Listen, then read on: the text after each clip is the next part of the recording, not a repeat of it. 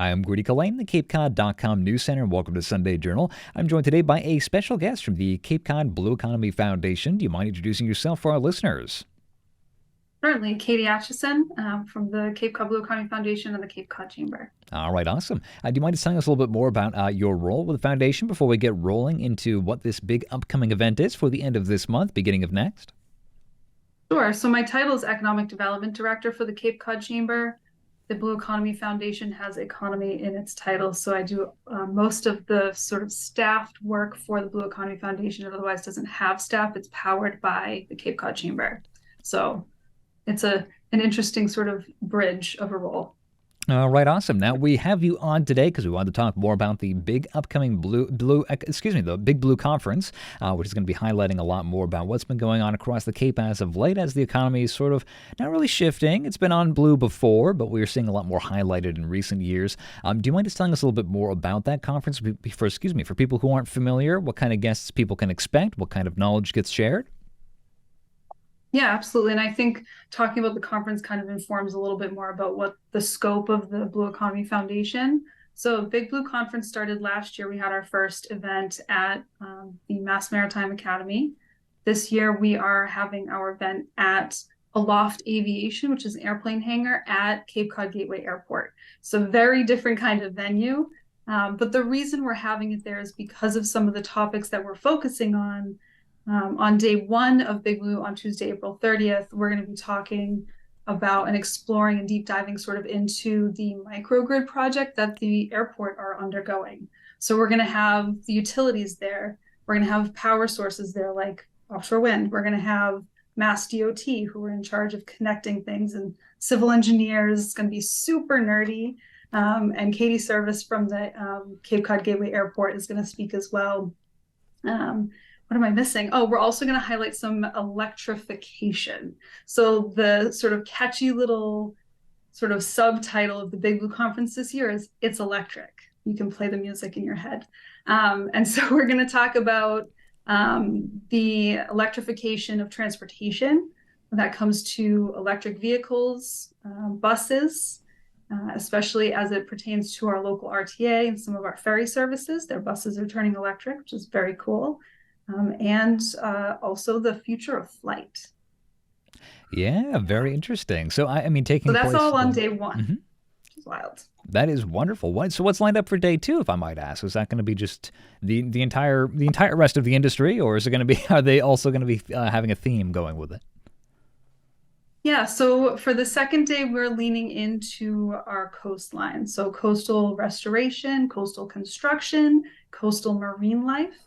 So for example, we'll have someone from the new Dolphin Rescue Center in Orleans who's going to come speak about their new facility. If you don't know, there's a dolphin hospital on Main Street, Orleans. Just released its first patient recently, actually, as well. So cool. And we're going to have the Cape Cod Commercial Fishermen's Alliance speak about working waterfronts, harbors, and the impact that has on their industries. And of course, we're going to talk about sharks. Excellent. That was going to be my next major question. Is at this point the the biggest deciding factor of the coastal summer economy as of late are our finned friends. Mm-hmm. I'm still working on the PR for that one. We'll see how it works out. But there is a lot of interesting stuff going on. We've just had a lot of conversations with Tom Kerr with the CCRTA, with Paul Ndzawicki about some of the electrification and how big EVs are going to play in. Now those were conversations kind of focused more around like the car, but as you've already mentioned, this is more public transit with the Steamship Authority. I don't envy them trying to figure out how to electrify old diesel ferries, but that's further down the line. Right now, I'm assuming it's more focused on the buses, like landside stuff for right now. Yep, for now. It's the first step. Mm-hmm. Absolutely. Yeah, and as when well, you touch the water, everything gets more complicated. So. Yeah, I can only imagine the changes that are required there. So as well, Cape Air, I believe, has actually been looking into electric vehicles when it comes to its airplanes too, though. So I'm really looking forward to what Katy might have to say. I know that she was on before, and she also mentioned like trying to future-proof. Is that another conversation topic for a lot of this conference? Is just talking about like how can we plan now for maybe 30 years down the line? I think it's going to come up organically because that's a question everyone has. This feels really futuristic anyway. And so there's going to be a sort of juxtaposition between what's happening now and what should be happening for the long term, I think. So yes. hmm Yeah, it's really interesting. I'm going to go and send a letter to Elon Musk, wondering where my future my flying car is. I saw the Jetsons. I know what to expect. But in the meantime, so it's a lot of interesting stuff going. I have a lot of big officials that are going to be showing up for this. It's interesting to have the state involvement too, as you mentioned. So it's not just the local community leaders, which is important, but you're able to get the attention of people up in Boston as well with this. Is that a major focus? Is it trying to also give them an opportunity to make their voices heard to people up on Beacon Hill, essentially? Yeah, I'll give a lot of credit to Katie Service from Cape Cod Gateway Airport. I'm giving her producer credit for day one of Big Blue because a lot of the storytelling we're doing is around the microgrid project at the airport. That's why we're having the event at the airport. And so the connections through her to the state, through the Department of Transportation, they're working with her in tandem on this microgrid project because it's called a microgrid, but it's huge. It's a huge undertaking. And so Eversource as well are involved. So there are some big players in the conversation. And it wouldn't make sense to talk about this project without having all of the pieces exposed and having people in the room to talk about their roles in the project. So Katie Service gets a ton of credit for that for sure. That is awesome. We actually spoke with a few various electric officials, essentially, with the Massachusetts State Departments. We have their interview up on CapeCod.com. We'll probably have the link as well in the descriptions below. But they had mentioned that this is a really kind of big step, this microgrid. It's kind of a leading technology, and it seems like the Cape is about to become kind of, I don't want to say a beta test. It's not like an experiment or anything. Everybody's confident, but it's not a danger in any way, shape, or form. But it is like another community that's getting an opportunity to showcase some of this new tech and kind of lead the way. Did you ever kind of expect that we'd be talking like, oh, Cape Cod, yeah, the forefront of Silicon Valley technology or what have you? Has this been interesting for you? I think for the Cape, we have always recognized our vulnerability to climate change hmm before other communities, right? We see it faster. We're in the water. We're literally in the water. And so I think when storms hit, they hit us harder. When there are supply chain issues, we feel it much faster because of our bottlenecks at the bridges. So I think because as a culture on Cape Cod, we're more sensitive to impacts of climate change, it makes sense that we would, as a community, rally to be among the first to make such significant changes to preserve the space. hmm Yeah, it's really interesting to hear. We talk a lot about the with various officials in environment. They talk about estuaries and marshland kind of being a bellwether for how the community at large is doing. It's interesting to think that the Cape at large kind of has a similar kind of role in the economic ecosystem. Is there anybody in particular that you're super excited about to see? Has there been some kind of personal technology that has been really interesting to you, either aviation or the buses, electrification in general, sharks? Are you a big fan of marine animals? What is some of the stuff you're excited Of for? course. So I get the pleasure of organizing this conference, the whole thing, both days. And so every single topic is something that I'm interested in, and it's an excuse for me to learn all this cool stuff. So I think the ones that I keep talking about the most, the future of flight. So there's a company out of I think they're in New Hampshire, Beta. They're bringing one of their test pilots down to talk about using their electric aircrafts and the complications and challenges and victories that go into that process, what it's going to look like in the future, charging infrastructure for those. So I'm really interested to hear their experience because, like you say, Cape Air and a few other small airlines are introducing this concept of commercial, you know, electric planes, which is amazing. But also it's scary, right? It's a little scary. So I'll go in the first test flight. I'm fine with that. But I think it's going to be really interesting to hear, you know, the back end of it a little bit. What goes into creating this? What makes it safe? What makes it future proof? Right? I think that is going to be a really, really interesting conversation. And then the Dolphin Rescue Center just blows my mind that we have a dolphin hospital on Main Street, New Orleans. I just like that's just so cool. So I'm really looking forward to finding out more about their work. And I think also the Fishermen's Alliance always brings something unique to the table. So those are sort of my top three. Yeah, or actually, with the Fishermen's Alliance, is that going to rope in? Pardon the pun. My goodness, I'm already going to get flamed for it, I'm sure later. But we have been dealing with tangled ropes for the North Atlantic right Mhm. whales, other whale defense, new technology kind of coming out.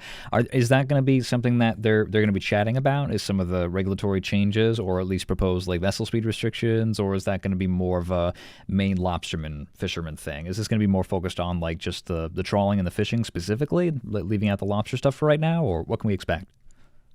I am not sure what that panel is going to fully cover. Mhm. So it'll be a fun exploration for all of us. I know that the focus is going to be on climate impact, and so that certainly ties into it. And impacts on the changing ecosystem within our waters is extraordinary. And then the focus, like I said, is really on the coastline. So I know that they're going to have some folks on their panel that are going to talk about big marine life. So we'll hear if they've got some big news updates, solutions, ideas for sure. Awesome. Looking forward to it. And of course, tangentially, we already have teased it, but we're going to be chatting about sharks. The Atlantic White Shark Conservancy just announced they had added another 100 sharks, I believe, to their catalog. You can peruse them all online. My favorite's Lee Beth, 14-foot long great white shark, has made news recently. But is this going to be an opportunity to kind of talk about, like, sharks are strange because they're dangerous, but they're also really cool. And so, like, Yeah. how does that factor into like advertising Cape Cod essentially and like the coastline in general? Is Mhm. this a discussion that you have been hearing about? Like, how does that go from your end? So we have the senior fisheries scientist, Greg Scommel, Hmm. speaking. And I sort of jokingly titled his talk, and then he confirmed, yes, absolutely. That's what I'll talk about as why so many sharks all of a sudden. So he's so he's really going to answer that question about why are there so many sharks all of a sudden, and what does that bring to the Cape, to tourism, to marketing, to safety. I think that there's obviously people are very aware of the shark presence, and I think what is it going to do long term? At last year's conference, we had the Atlantic White Shark Conservancy speak about shark tourism specifically as a growing industry, and the numbers were pretty incredible. So I think as long as we are educating visitors and educating ourselves of the precautions to take, and we're paying attention to the big yellow signs on the beach, then it's all for the better. And I think one of the things at this conference we like to talk about, and in blue economy and in ecology and in marine life, is that it is changing. It's changing rapidly, and it's alarming how much it's changing because we don't see it, right? It's below the surface. So I think touching on what the Fishermen's Alliance and what Greg Scommel will speak about will help remind us all of how rapidly that ecosystem is changing and what we can do to help facilitate stabilization.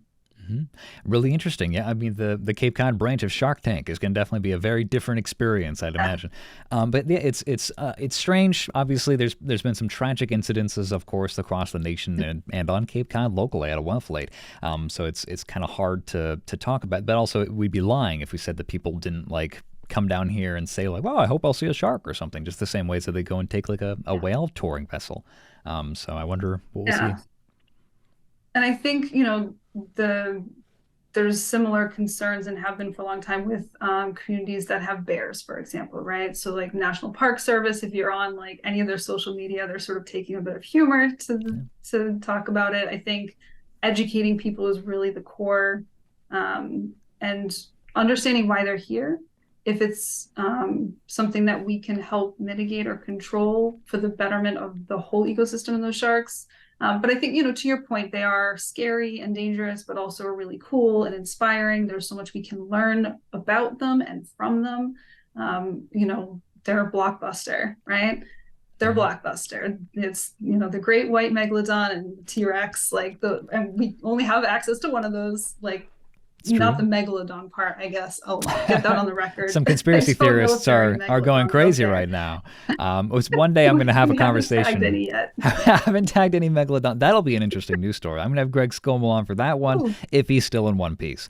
But someday Yeah. we'll chat with Steven Spielberg as well, because it turns out the premise of Jaws is almost backwards. It turns out communities love the idea of a shark in the water from the potential economic standpoint, but that's obviously ignoring a lot of the other stuff that goes on that can be negative.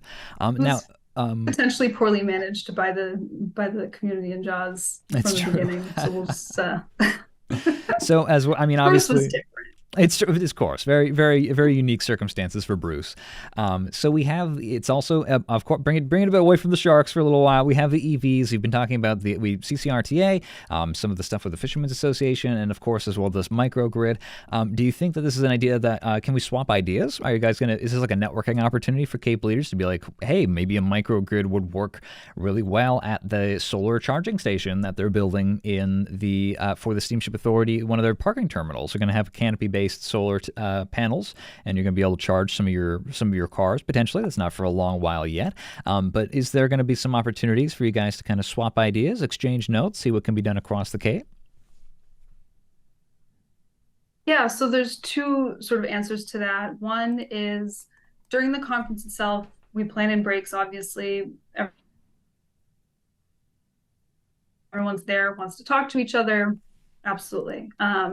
The conference is set up a little bit more like a TED Talk style. So the reason we have so many topics is because they're short presentations.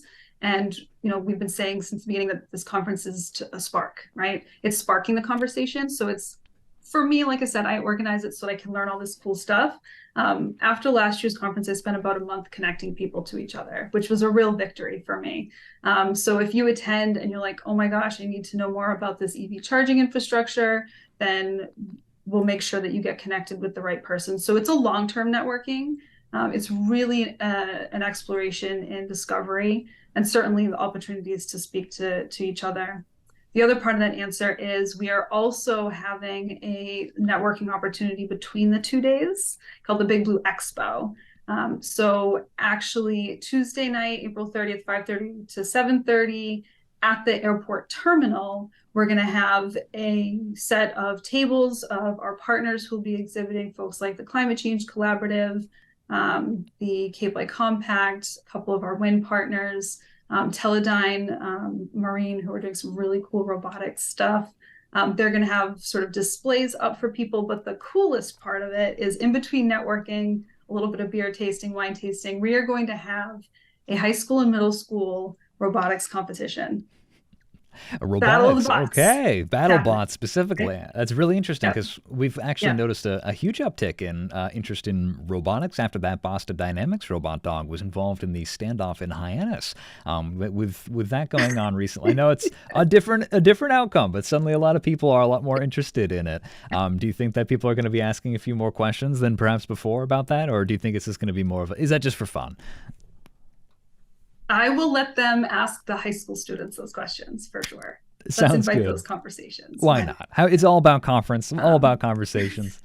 So as we're about coming up on time, but it's so interesting. You got a lot of stuff going on. So your goal would be that this is really just like the whole month just becomes like, let's talk about all these topics. It becomes weeks-long conversations. We're back and forth. We have you back on in June or whatever. We have a follow-up conversation. Yeah. That's kind of the aim with this one? Yeah, absolutely. Yeah, because I think the conference, I could spend weeks sharing the cool stuff that's happening in the blue economy and the economy on the Cape in general. So boiling it down into 2 days to give everyone a taste of everything. And yeah, following the conversations ongoing. And, I want people to want to be part of the progress that's happening for sure. All right, awesome. Now, besides the change of venue, you said this is the second year. The first one was the inaugural year last year. Did you learn anything different? Are there some other changes that people can expect? Do you have a new system for like the scheduling or whatever? Is it tightening some screws here or there? How'd it go?